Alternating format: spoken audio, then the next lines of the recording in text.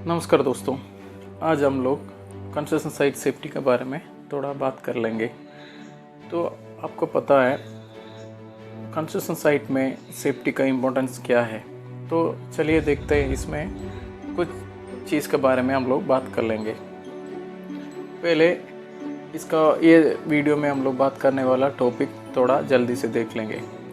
तो सबसे पहले इंट्रोडक्शन या कुछ हकीकत हम लोग कंस्ट्रक्शन साइट सेफ्टी रिलेटेड कुछ फैक्ट्स हम लोग पहले डिस्कस करेंगे। उसके बाद कंस्ट्रक्शन साइट में जो एक्सीडेंट्स और इंसिडेंट्स रहता है उसके बारे में शॉर्टली हम लोग थोड़ा बात करेंगे। उसके बाद safe access and egress site में वो भी बात कर लेंगे। और वर्किंग एट हाइट, ऊंचाई पे काम करने का सेफ्टी रिलेटेड कुछ पॉइंट हम लोग डिस्कस करेंगे। नेक्स्ट हम लोग लैडर सेफ्टी, हम लोग अलग अलग तरीके का लैडर यूज़ करता है उसके रिलेटेड भी थोड़ा बात कर लेंगे। और फिर हम लोग रूफ सेफ्टी मतलब वर्किंग ऑन रूफ, वो भी हम लोग थोड़ा इसमें बात कर लेंगे। नेक्स्ट हम लोग एक्सकेवेशन या डीप एक्सकेवेशन रिलेटेड कुछ सेफ्टी के बारे में देख लेंगे। फिर क्रेन सेफ्टी या material handling, mechanical material handling के बारे में भी हम लोग थोड़ा शॉर्टली देख लेंगे। फिर उसके बाद ट्रैफिक व्हीकल या प्लांट एंड मशीनरी के बारे में हम लोग देख लेंगे। उसके बाद मैन वॉइस या मटेरियल वॉइस के बारे में थोड़ा चेक कर लेंगे। फिर इलेक्ट्रिकल सेफ्टी रिलेटेड और वर्किंग नियर सीवेज या सीवेज लाइन का बगल में काम करने का थोड़ा देख लेंगे। उसके बाद personal protective equipment, next safety success आखिरी में वो भी हम लोग थोड़ा देख लेंगे। चलिए, ये कुछ हकीकत कंस्ट्रक्शन साइट सेफ्टी में हम लोग को बात कर सकता है। ये देखिए, तो कोई भी कंस्ट्रक्शन साइट अगर शुरू होता है तो उसका पहली जो 1 वीक वो थोड़ा क्रिटिकल रहता है। उसमें मटेरियल अरेंजमेंट में या मैन एंट्री, क्योंकि हम लोग को बराबर रिसोर्स नहीं मिलेगा, उसको मोबिलाइज करने में थोड़ा हम लोग को तकलीफ़ होता है पहले 1 हफ्ता। उसके बाद में धीरे धीरे सेट हो जाएगा। नेक्स्ट हम लोग का और कभी भी जो काम का आखिरी टाइम होता है, जैसे शाम का टाइम में, इवनिंग का टाइम में कुछ ना कुछ इंसिडेंट फर्स्ट एड केस होते रहता है। ये भी हम लोग को महसूस हो गया होगा। देखिए, कोई भी दिन भर हम लोग को कुछ तकलीफ़ नहीं होगा, आराम से काम चालू होता, लेकिन शाम का टाइम में किसी को चोट लग गया या फर्स्ट एड केस हो गया, इंजरी हो गया करके हम लोग को सुनने में मिल जाता है। ये भी एक फैक्ट है। और नेक्स्ट स्मॉल बिल्डिंग जो थोड़ा क्रिटिकल रहता है। देखिए, हम लोग बड़ा बिल्डिंग बनाता है, इंफ्रा वर्क करता है या ब्रिज बनाता है, इसमें ज़्यादा हम लोग को मैक्सिमम विजिबल रहता है और हम लोग को देख पाएगा सारे हज़ार्ड क्या है, रिस्क क्या है सभी। लेकिन छोटा छोटा जो बिल्डिंग बनाने के टाइम में अलग अलग हज़ार्ड्स रहता है जो हम लोग को इनविजिबल रहता है और हम लोग को पता भी नहीं चलेगा। कोई इंसिडेंट होने के बाद हम लोग ऐसे सोच लेता है, ओ यार ये तो मैंने देखा नहीं है। और थोड़ा हमको ज़्यादा बड़ा बिल्डिंग से भी छोटा बिल्डिंग में ज़्यादा खतरा रहता है। बड़ा बिल्डिंग स्पेशली आपको मालूम है हाइट वर्क रहता है, खतरा रहता है, लेकिन थोड़ा कंट्रोल करने में हम लोग को आसान होता है। और नेक्स्ट सेफ्टी हेलमेट या बूट, पीपी मतलब पीपी वगैरह बराबर प्रोवाइड करने से थोड़ा इंजरी या डेंजरस केस थोड़ा हम लोग को कम कर पाएगा। और हम लोग को नॉर्मल सेफ्टी शू वगैरह हम लोग को लेबर को या स्टाफ को पहनना नहीं है। वो नॉर्मल जो शूज़ है, हम लोग को कैजुअल शू बोलता है, रनिंग शू बोलता है, ये सभी कंस्ट्रक्शन साइट में अलाउ नहीं है। हम लोग को सेफ्टी शू का ही इस्तेमाल करना सबसे ज़रूरी है।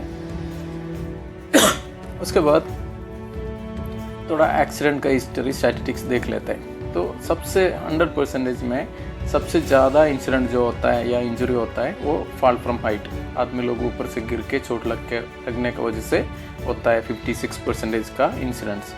इसके बाद में 21% वो कोई कोलैप्स होके गिरता है या कोई आपको मालूम है एक्सकवेशन में मिट्टी कोलैप्स हो गया या व्हीकल टॉपल हो गया, ये सभी इंसिडेंट केस में होता है। नेक्स्ट 10% कोई मूविंग व्हीकल का बीच में टकरा के या किसी को गाड़ी में लग के चोट लग गया जैसा इंसिडेंट्स हो रहता है। अगले 5% वो इलेक्ट्रिकल रिलेटेड, कोई किसी को शॉक लग गया, ऐसा केस में इलेक्ट्रिकल शॉक रिलेटेड इंसिडेंट होता है। नेक्स्ट 4% वो कोई फॉलिंग ऑब्जेक्ट, कोई मशीन से निकला वाला मटेरियल से या ऊपर से कोई किसी का फॉलिंग ऑब्जेक्ट लग के कुछ ये गया, ये सभी होता है। नेक्स्ट 3% मूविंग मशीनरी या मटेरियल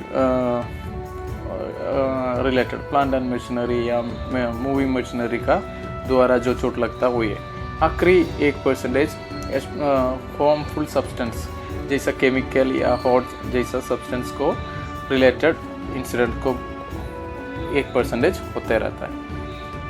नेक्स्ट है सेफ एक्सेस ऑन साइट। आपको मालूम है कोई भी कंस्ट्रक्शन साइट में एक्सेस बनाना सबसे बेसिक चीज़ है।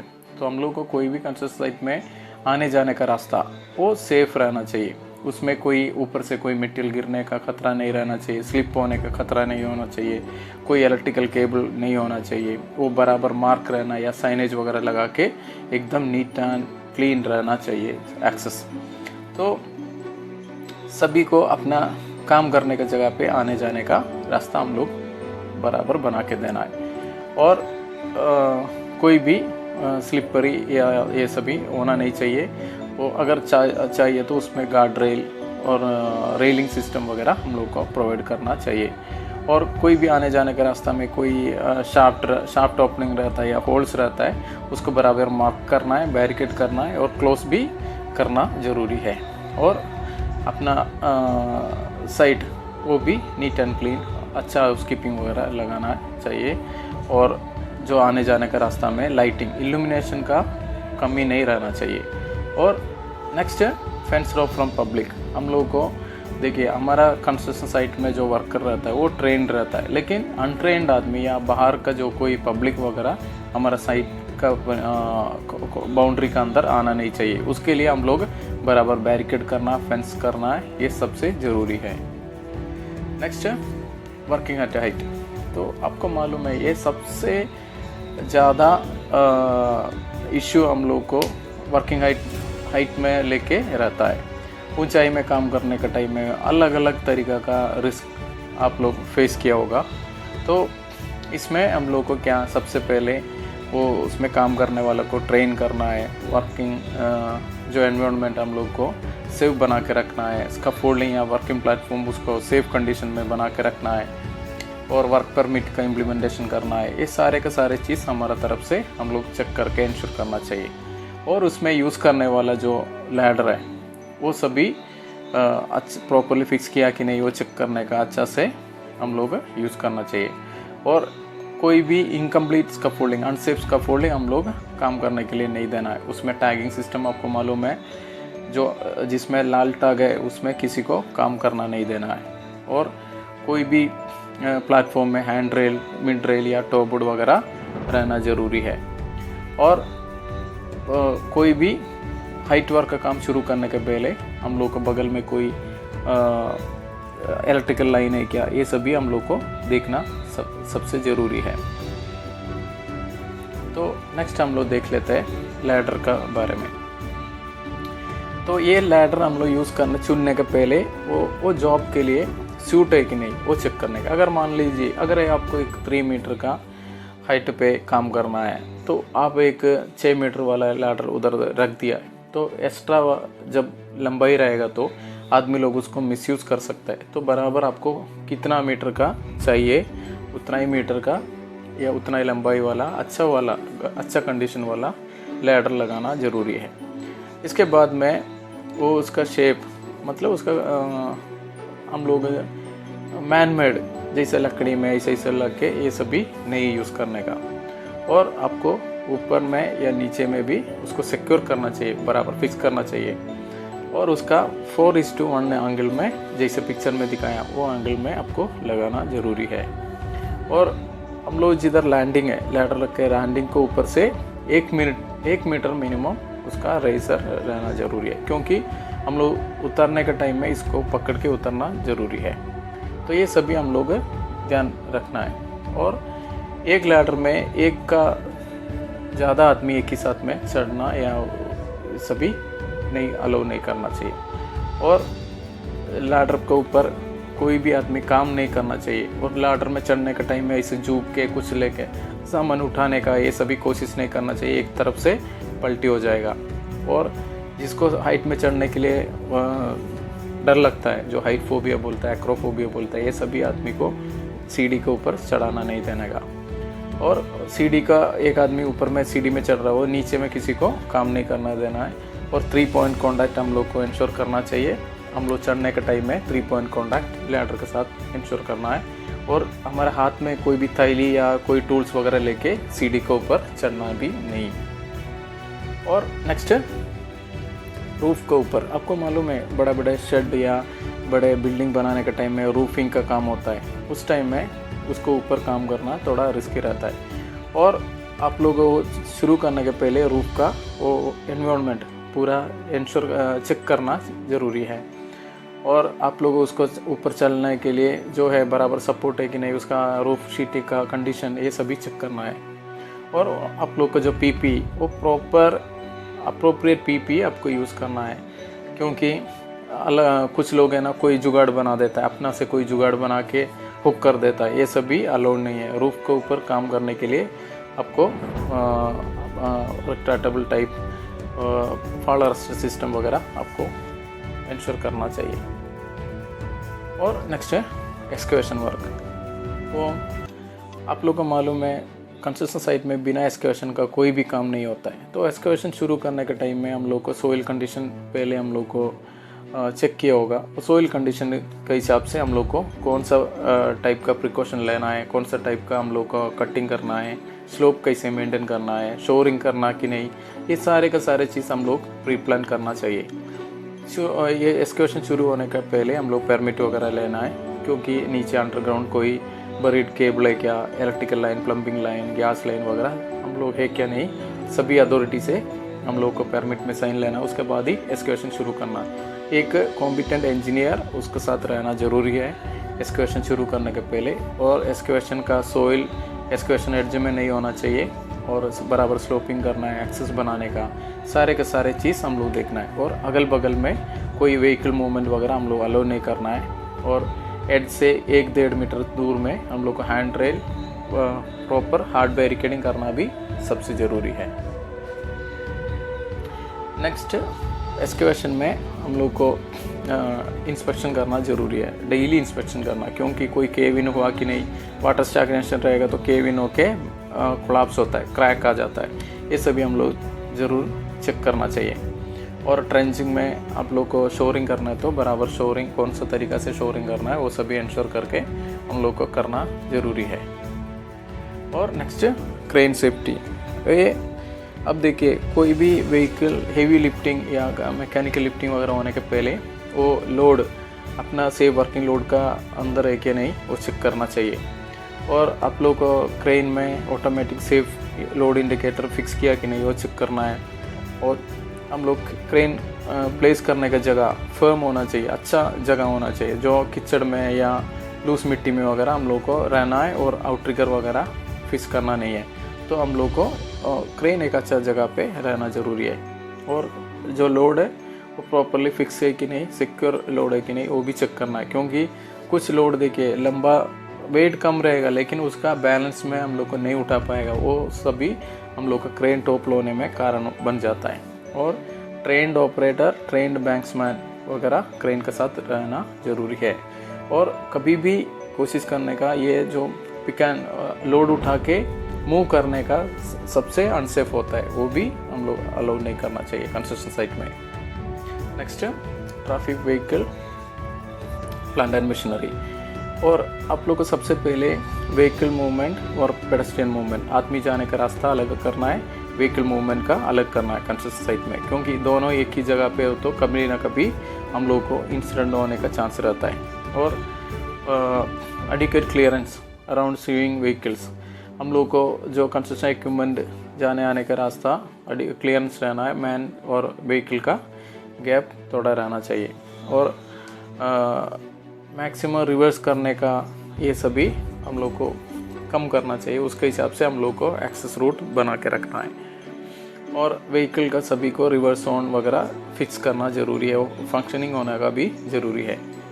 और कोई भी पैसेंजर व्हीकल में हम लोग को मटेरियल नहीं उठाना है, और मटेरियल लेके जाने वाला गाड़ी में पैसेंजर को भी कैरी नहीं करना चाहिए, वो भी हम लोग इंश्योर करना है। और सभी को ऑपरेटर कॉम्पिटेंट होना चाहिए, उसका सर्टिफिकेट ट्रेनिंग वगैरह बराबर हम लोग करना ज़रूरी है। और मैन होइस्ट या मटेरियल होइस्ट, ये मैन होइस्ट और मटेरियल होइस्ट आपको मालूम है हर कंस्ट्रक्शन साइट में रहता है। आदमी जाने के लिए होइस्ट रहता है हाइट वाला बिल्डिंग में, और मटेरियल ऊपर नीचे करने के लिए भी होइस्ट रहता है। ये इसका कैपेसिटी कितना, हमारा कैपेसिटी उसके हिसाब से उसमें लोड वगैरह, सेफ वर्क लोड वगैरह उसमें मेंशन करना चाहिए।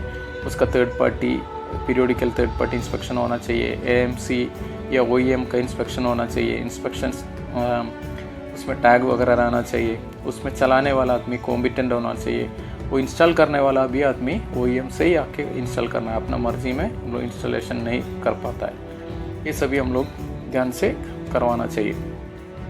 और उसका फाउंडेशन बराबर fix as per structural approval drawing के हिसाब से करना चाहिए। उसको ऊपर में रूफिंग और कोई भी फॉलिंग ऑब्जेक्ट इसको ऊपर नहीं गिरना चाहिए, उसके हिसाब से हम लोग उसका नीचे लोडिंग पॉइंट हम लोग का क्यू वगैरह को ऊपर करना। आदमी खड़ा होकर जो चढ़ता है उसके ऊपर में हम लोग हार्ड सरफेस, हार्ड रूफ वगैरह प्रोवाइड करना भी ज़रूरी है। और उसका लैंडिंग गेट हम लोग को आपको मालूम है मैन होइस्ट वगैरह होइस्ट ऑपरेटर का ही खोल पाएगा, अंदर से किसी को हाथ डाल के खोलने के लिए नहीं होता है। ये सभी हम लोग बराबर बना के रखना ज़रूरी है। नेक्स्ट इलेक्ट्रिकल रिलेटेड, तो हम लोग इलेक्ट्रिसिटी को पूरा रेस्पेक्ट करके ही हम लोग को यूज़ करना है। आपको मालूम है बिना इलेक्ट्रिसिटी में कंस्ट्रक्शन साइट में कोई भी काम नहीं होता है। तो ये इलेक्ट्रिसिटी को हम लोग सही तरीक़ा से अगर हम लोग यूज़ नहीं किया है तो हम लोग को कभी ना कभी ये धोखा देगा। इसका कनेक्शन को लेके इसका breaker, circuit breaker, cable routing और इलेक्ट्रिशियन का ट्रेनिंग का लेके सब हर चीज़ हम लोग को अपडेट करके रखना है, एकदम पक्का रहना चाहिए। और ये केबल वगैरह पीरियोडिकली इंस्पेक्शन करना है, उसका रिकॉर्ड वगैरह मेंटेन करना है। इसको कोई भी डबल इंसुलेटेड केबल सिर्फ हम लोग यूज़ करना चाहिए। और केबल का रूटिंग हम लोग ग्राउंड में या नीचे पानी में वगैरह डालना नहीं चाहिए, एकदम सेफली हम लोग को केबल रूटिंग करना है। और कोई भी केबल या कनेक्शन में ओवरलोडिंग नहीं करना चाहिए। और उसका जो इंडस्ट्रियल प्लग वगैरह हम लोग इंश्योर करना है, उसका जॉइंट वगैरह वाटरप्रूफ किया कि नहीं वो भी हम लोग चेक करना है। उसको 30 मिली एम्पियर का ब्रेकर लगाया कि नहीं वो भी चेक करना चाहिए। RCCB को हम लोग हर 15 दिन में, मिनिमम 15 दिन में हम लोग चेक करना ज़रूरी है। और नेक्स्ट हमारा पॉइंट है वर्क नियर सीवेज। ये सीवेज लाइन का बगल में काम करने का या सीवेज लाइन में काम करने भी पड़ता है कंस्ट्रक्शन में। तो इसमें देखिए अलग अलग स्किन रिलेटेड या हेल्थ इश्यूज आ जाता है आदमी को जो काम करने वाला। तो उसका लेंस को इन्फ्लेमेशन होता है, जो श्वासकोश को इन्फेक्शन होता है, आस्मा या स्किन या आई अपना आंखों का इन्फेक्शन, ये सभी हो जाता है। तो इसको इन्फेक्शन किस तरीके से हो सकता है, देखिए जो केमिकल या इसमें सीवेज लाइन में काम करने वाला बराबर हाइजीनिक मेंटेन नहीं किया तो उसका हाथ का मतलब हाथ से जो खाना खाते समय उसका अंदर में ये सभी बैक्टीरिया वगैरह चला जाता है और उसको इन्फेक्शन हो जाता है। और स्किन, कुछ लोगों को चमड़े में इन्फेक्शन हो जाता है और लग के। और ब्रीथिंग, कोई ऐसा सांस लेने का टाइम में ये जो कीटाणु अंदर जाके भी ये कर सकता है। इसको कैसे प्रोटेक्ट कर सकता है, तो सबसे पहले हम लोग को एक कौन सा इसके साथ हम लोग को काम करना है वो रिस्क पहले जान लेने का। उसके बाद उसका कैसे कैसे हम लोग इन्फेक्ट हो सकता है वो हम लोग जान लेने का। उसके बाद में उसको प्रोटेक्ट करने के लिए क्या क्या हम लोग को PP को या क्लोथिंग को हम लोग को पहनना है, उसको पहले हम लोग ध्यान से सेलेक्ट करना है। उसके बाद में सीवेज मैक्सिमम हम लोग को जो अवॉइड कर सकते तो अवॉइड करने का। और हम लोग अच्छा hygienic condition, personal hygiene maintain करने का। हम लोग अच्छा से बिना हाथ धो के या स्नान करके वगैरह हम लोगों को खाना वगैरह नहीं खाना चाहिए, प्रिपेयर भी नहीं करना चाहिए। उसके लिए हम लोग एक पर्सनल हाइजीन मेंटेन करना चाहिए। और अपना कोई भी चमड़े में कट हुआ या इंजरी हुआ तो उसको कवर करना है, बराबर प्लास्टर करके रखना चाहिए। और कोई भी सीवेज पानी के साथ हम लोग को टच नहीं करना चाहिए। और कंटामिनेटेड क्लोथिंग जो ख़राब उसके साथ जो मिला है वो क्लोथिंग वगैरह हम लोग को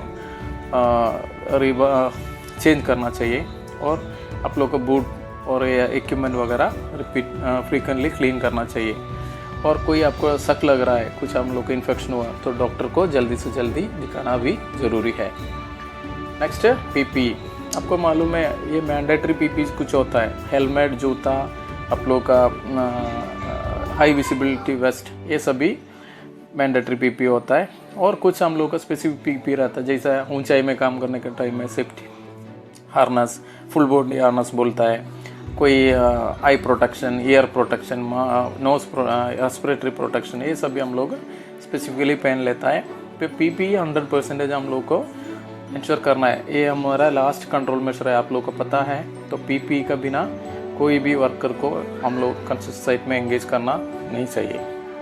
तो basic safety philosophy for success. तो हम लोग को एक अच्छा सेफ्टी कल्चर बनाने में जो बेसिक फिलोसफी ये बोलना है, ऑल एक्सीडेंट्स आर प्रिवेंटेबल। तो सभी एक्सीडेंट हम लोग को प्रिवेंट कर सकते हैं। हम लोग बराबर कंट्रोल मेजर लेगा, ट्रेनिंग बराबर देगा, उसका अवेयरनेस वर्कर ग्रुप का अंदर एक अच्छा अवेयरनेस क्रिएट करेगा, अच्छा सेफ्टी कल्चर क्रिएट करेगा, तो हम लोग को एक्सीडेंट्स को प्रिवेंट कर सकता है। और अच्छा मशीनरी ये सभी देना भी चाहिए। और no job is worth getting hurt for. आप लोग को कोई कितना भी आप लोग प्रोग्रेस दिखाएगा, लेकिन कुछ इंजरी हो गया तो उसका कोई इतना वैल्यू नहीं है। और every job will be done safely. आप लोगों को हर जॉब सेफली करना है। आप कितना भी स्पीड में करो तो आपको जो भी काम करना है वो सेफली करके कंप्लीट करना है। आदमी लोग को हर कोई भी इंसिडेंट या इंजरी वगैरह लगना नहीं चाहिए। Incidents can be manage. हम लोग का कोई भी इंसिडेंट हम लोग को मैनेज कर सकता है। जैसे हम लोग प्रॉपर प्लानिंग, प्रोएक्टिव प्लानिंग का द्वारा हम लोग का ये सभी मैनेज कर सकता है।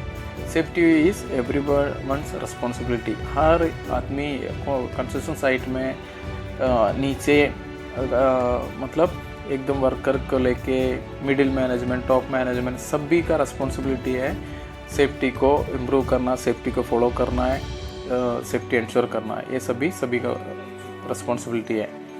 Next continuous improvement. हम लोग एक स्टैंडर्ड सेट करके रख दिया, उसके बाद में उसको कंटिन्यूस इम्प्रूव करने के लिए हम लोग कोशिश करने का। हमारा स्टैंडर्ड कभी भी इम्प्रूव होते रहने का, नीचे नहीं जाना है। तभी तो हम लोग को एक अच्छा अचीवमेंट कर पाएगा, अच्छा एक्सीडेंट फ्री मैनर्स हम लोग को अचीव कर पाएगा। हमारा कामगार लोग को कोई हेल्थ रिलेटेड इशू नहीं आएगा, इंजरी रिलेटेड इशू नहीं रहेगा। Safety as a way of life for 24 hours per day.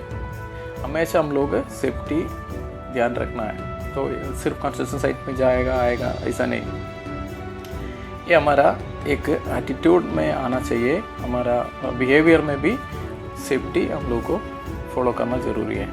All individuals have the responsibility and accountability to identify, eliminate or manage risk associated with their workplace।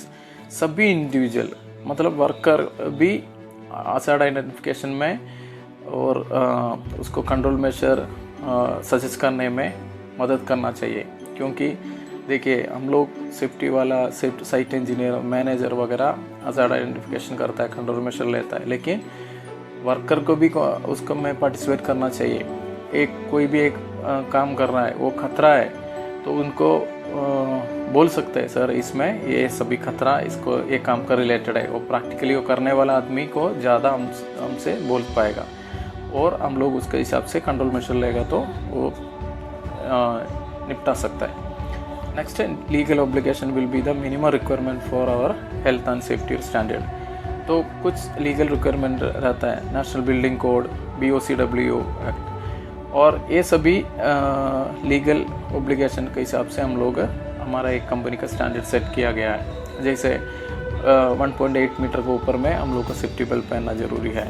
और आदमी लोग को proper PPE provide करना company का या organisation का responsibility है। ये सभी ने वो लीगली हम लोग को एक रूल बना के रखा है BOCW जैसा, वो सभी एक मिनिमम स्टैंडर्ड बन के हम लोग को चलना है। हम लोग सभी लोग ये याद रखना चाहिए, हम लोग अपना गांव, अपना देश, अपना परिवार, ये सभी को छोड़ के हम लोग एक जगह पे काम करने के लिए जाता है, वो सुरक्षित तरीक़ा से करना चाहिए। सुरक्षित तरीक़ा से काम करके पैसा कमाना है और वापस लौटना है, ये हमेशा हम लोग याद रखना है। और जो करवाने वाला कभी भी गलत काम या असुरक्षित काम आदमी लोग से करवाना नहीं है, और जो करने वाला आदमी बिना सुरक्षित तरीक़ा से कोई भी काम नहीं करना है, ये हमेशा याद रखने का, ये हम लोग को आदत रखना चाहिए। हम लोग को चोट लग गया तो सिर्फ हम लोग का नहीं दर्द होता है, हमारा पीछे जो रहता है वो लोग परिवार, हमारा माँ, पिता, भाई बहन लोग, बीवी, बच्चा, सभी लोग को दुखी में पड़ जाता है। ये हमेशा याद रखने का, हम लोग को कोई भी चोट नहीं लगना चाहिए, कोई भी हेल्थ रिलेटेड इशू नहीं आना चाहिए, इस हिसाब से काम करने का।